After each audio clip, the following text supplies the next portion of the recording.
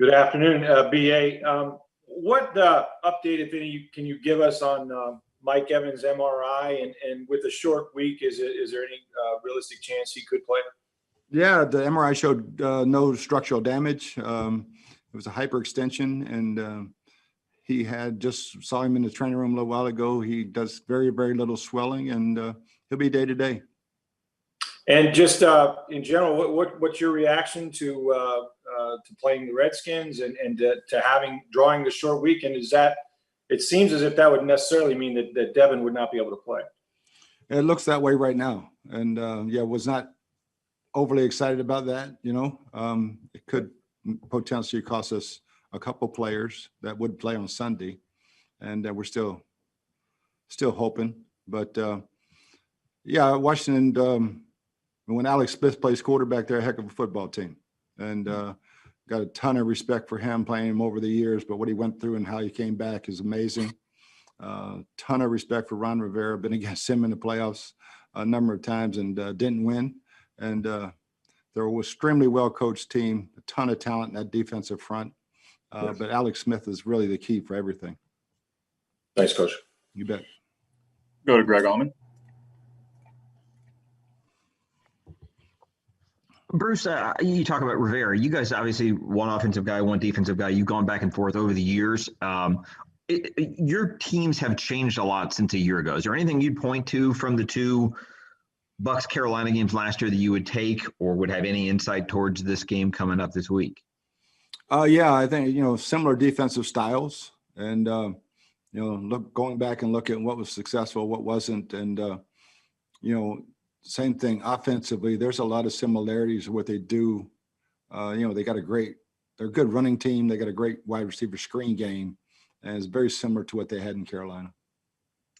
Bruce, besides Mike, your other non-COVID injury concerns, how do you feel about the chances of having Carlton play this week, having Ledbetter play? Anybody else that's a question mark, I guess? I think Carlton should be up and going, and Ledbetter will be very iffy. Shaq will be back. Not sure about Stevie yet. Thanks, Bruce. You bet. Next is going to be Jenna Lane. Hey, Coach, as far as Mike goes, is there a plan in place now for when he might test out the leg? Do you know of that yet? Well, he's running in the pool today, and, hopefully he can practice Thursday. Gotcha. And also, I know that they replaced the field at FedEx, but what have you heard as far as the new playing surface there? And I can imagine that would also be in consideration for whether or not Mike goes out there and plays. No, not really, because you're going to play on whatever field they put you on. So, and you'd have to fight Mike if he can go. He don't give a crap about the field, but it's going to be wet. It's going to be in the high 30s, and the ground will be moist, so it'll be slick like it always is up north this time of year. Thank you. You bet. All right, we'll go to Scott Reynolds. Hey, Bruce, wanted to get your comments on a couple of the offensive skill players that Washington has that have had a good year for them. McLaurin, the receiver, the rookie Gibson, the backfield, and then a guy you're familiar with, Logan Thomas, the tight end. Yeah, I think McLaurin is, loved him coming out of Ohio State. Great leader. I mean, I think he's a young captain for them already. And, he was a heck of a special teams player at Ohio State and a great receiver. So he was on every special team. So he's a tough guy. He can fly. He got good hands. I loved Antonio Gibson coming out. I mean, it was really in the draft, it really was him or Antoine Winfield and for us. And we decided to go with Antoine. But he can do everything. He can catch. He can play receiver. He got great explosiveness for his size. And, I think Logan has found his spot. He was a heck of a tight end coming out of high school. And it was just a matter of giving up that quarterback dream and going back to the position he really plays well because he's a great, great athlete. And then on the defensive side, they've got so many young players on that defensive line, but Chase Young and Montez Sweat, they're former first-round picks. Just speak to them. They're all first-round picks. I mean, they're legit. And, all the guys, the two kids from Alabama inside, and then those two guys plus Ryan Kerrigan, that's as good a five as you're going to see anywhere. And they're all young and they're very active and very athletic. So it's a heck of a building block for Ron right there. Thank you, Bruce. You bet. Go over to Joey Knight. Coach, can you just speak to what Sean Murphy-Bunting was able to do yesterday, and what kind of confidence after the kind of bad performance against Atlanta 2 weeks ago, what kind of confidence, what that can do for his confidence going forward? Yeah, I thought he played one of his best games of the year. And obviously that last play was huge, stripping that ball and recovering the fumble. Should just build his confidence even more. But, he did a great job. I thought our safety help was much better. And, but he tackled well. And, I think Sean, and he's getting healthier right now too. Thanks. All right, we'll go to Sarah Walsh. Hey, Bruce, I want to go back to something you touched on earlier this year. There was a stretch where Mike was obviously playing hurt, and I think nobody even knew the extent of how much he was playing through. Can you try to just go back and speak to his mentality as this guy that you sort of can't keep off the field, and what that means for him this week? I'm sure obviously wanting to play in his first playoff game. Oh yeah. Again, if he's 80%, we'd have to fight probably to keep him off the field. And him at 80% is better than a lot of guys at 100. So we'll see what he is and how he feels. But his leadership and his toughness.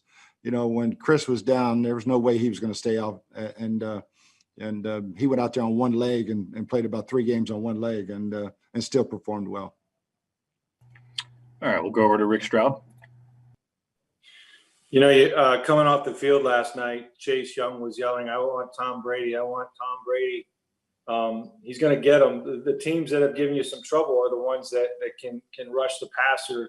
Bruce, what do you think of Young's bravado and being a captain as a rookie? Just what do you make of his sort of makeup? Yeah, it's kind of like what Mike Tomlin was talking about. You don't want to draft that high to get guys like that, but you got to play against them. So. He's a hell of a player. Obviously, making him a captain as a rookie speaks volumes. And both those kids from Ohio State, he and McLaren are great kids. And but he's a handful. But so is Sweat, Payne, the rest of those guys. Ryan Kerrigan, I've had a ton of respect for a long time. So we'll have our hands full. But that it's one of those games where you better watch what you wish for. Exactly. Thanks. All right, we'll go over to Greg Allman. First, just want to go back to last night if I can. Obviously, everybody was kind of watching that Washington Eagles game just to see who you would be facing. I know it's not as efficient as waiting, kind of watching the cut-up tape, but curious if you and your staff, if you watched the game and what you were able to glean just from having a live look at a team like that. Yeah, I mean, it was it's hard to see on TV because they don't really show what we look at, Right. I mean, if I went to a game, I'd be sitting in the end zone, that's for sure, because I like looking at it from behind. And but it was a good ebb and flow. You saw the fight in Washington and, the mistakes Philly made that cost them the game. You can't make those kind of mistakes if you're going to try to win a ball game. Thanks, Bruce. We'll go over to Jenna Lane. Hey, Coach. We haven't approached this topic for several weeks, but primetime games that comes back this week. I know that midway through the season you switched to night practices, but with the game Saturday night, you didn't do that this week. What went into that decision? I haven't really made up my mind yet this week. We'll wait and see. And we possibly, if we do it, we'll probably do it Wednesday, just because it is a Saturday ball game. But I think we're over that now, and shouldn't be any problem. Thank you. All right, we'll go over to Steve Isbitz. We have time for a few more. Coach, in what ways did Byron Leftwich improve as a play caller this season as you guys led the NFC in passing yards again? I think just having a second year, another year with another quarterback, the involvement of the offense, he did a great job. I mean, I love the way we're playing right now. And, it took some time. It took a lot of coaching. And, I think he's one of the best young coaches in this league, especially play callers. And through the season, if you had to pick one guy out, is there one player that you're most proud of this season? Oh gosh, there's so many. I'd probably have to say Tom for what he's been through and what he's done. 40 touchdowns with a new team, learning all that verbiage. It was not easy, and he's done such a great job of leadership for us also. Thanks, Coach. All right, we'll go to Scott Reynolds and then close out with one question from Luke Easterly. Bruce, in the last 3 games, you've had just 4 sacks from guys not named Devin White. Can you speak to the loss of not having Devin as part of your blitz package? And are you concerned that your other guys aren't getting home to the degree that they need to without Devin in the lineup? Yeah, I think not having Shaq and Devin both was critical in this past ball game. Devin gets a lot of free shots up the middle when you have Shaq and JPP coming off the edge and Sue on the other side. So it's a conglomeration of all those guys working together that frees Devin up. But, getting Shaq back out there and getting Jason going this week, Sue going. But Levante and Devin are capable of getting up the middle and giving some pressure too. But, it's going to be hard to sack Alex. He throws the ball so quick, but we got to have their hands up and maybe bat some balls down.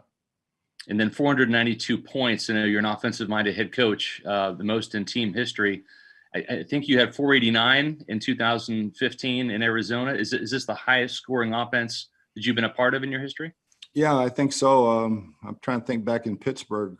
We had one season with a bunch of points too, but scoring points has never really been that hard. And that's I knew when we came here, we're going to build a defense, and you win on defense because scoring points isn't that hard. Thank you, Bruce. Our last question is going to come from Luke Easterling. Bruce, obviously after Mike went out, you got huge performances the rest of the way from both Chris Godwin and Antonio Brown. Was that what you guys envisioned when you brought Antonio in particular to this team a few weeks back? And what can you say about their ability to step up and the depth you have at that position for when a guy like Mike does go down? Yeah, I mean, you're talking about 2 Pro Bowl type players. And so, yeah, I mean, when we signed Antonio, Chris was coming off of injury. Mike was coming off a bad ankle. So it's like, what happens if we lose one of those guys for the long haul? And let's get him. He's fit right in. And, so it's a matter of, I don't think you can have too many good players. Obviously with Mike going down in that ball game, Tyler stepped in, Scotty stepped in, but the 2 lead dogs are Pro Bowl players. So I expect for them to step up. That's all for today. Thanks, Coach. Thanks, guys.